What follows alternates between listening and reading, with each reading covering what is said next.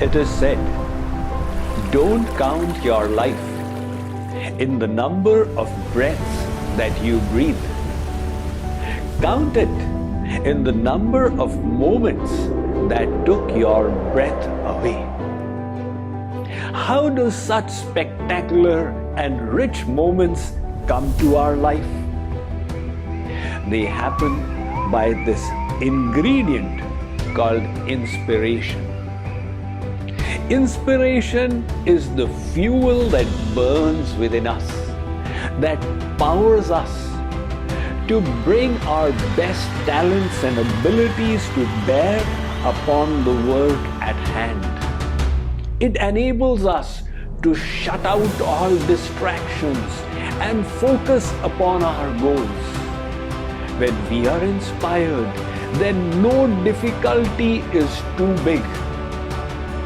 Today, I wish to share with you the secret of an inspired life.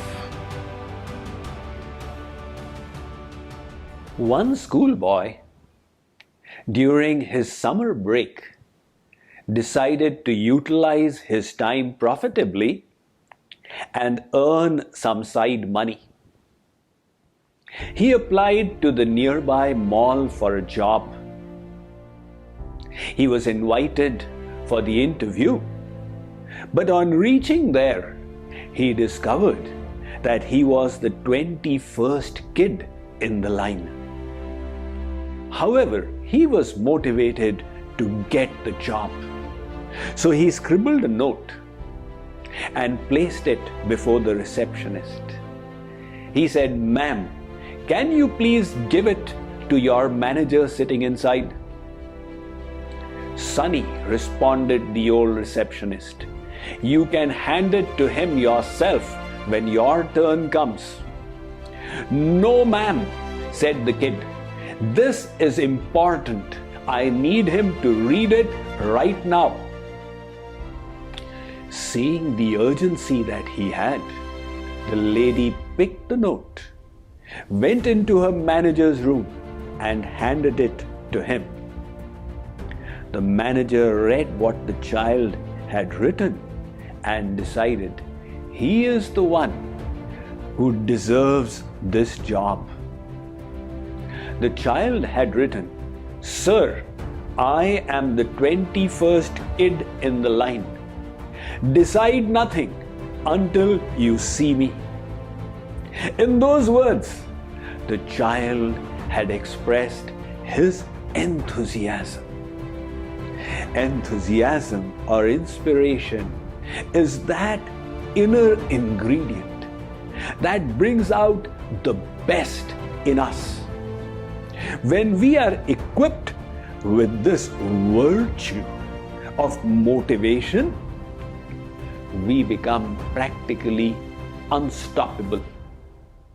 As was Mr. Soichiro Honda, the founder of the worldwide Honda automobile empire.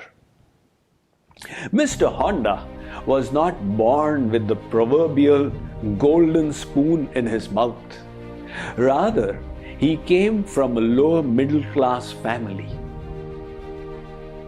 When Mr. Honda was in engineering school, he created a new design for piston rings and suggested it to the Toyota Corporation.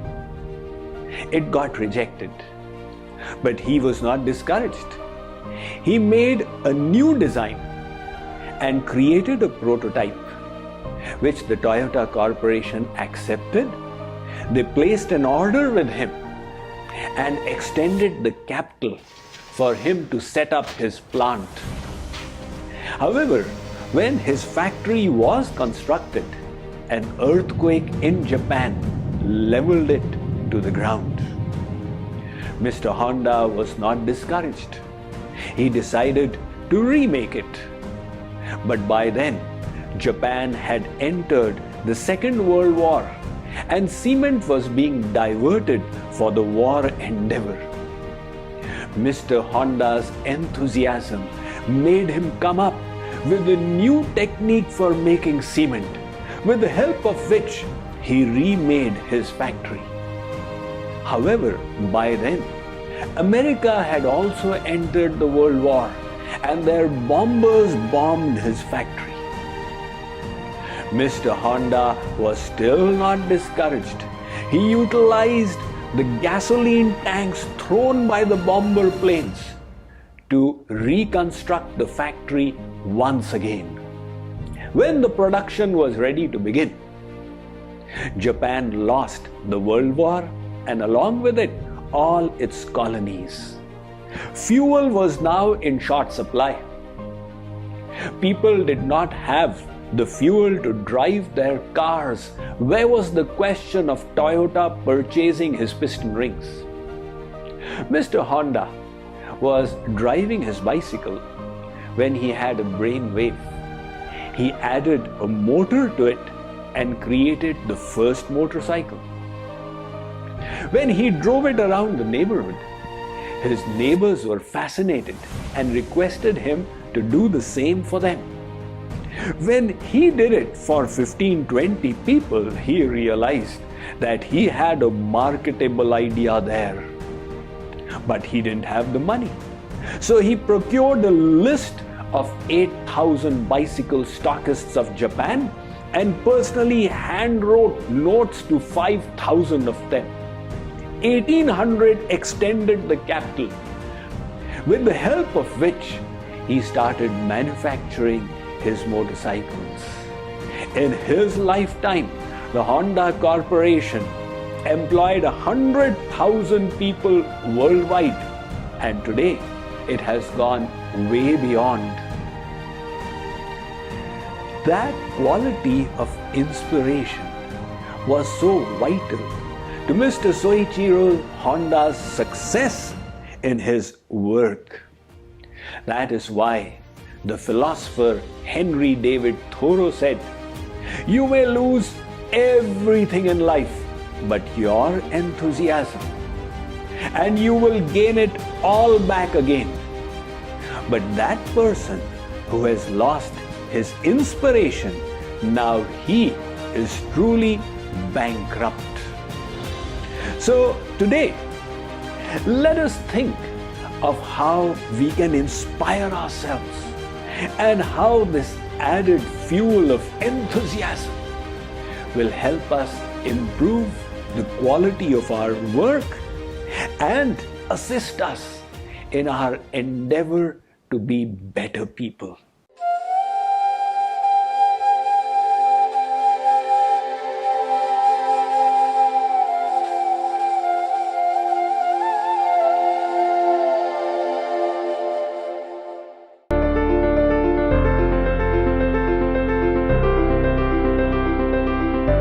Patanjali Yoga Sutra, 185 aphorisms providing the fundamentals of classical yoga. Yoga means union.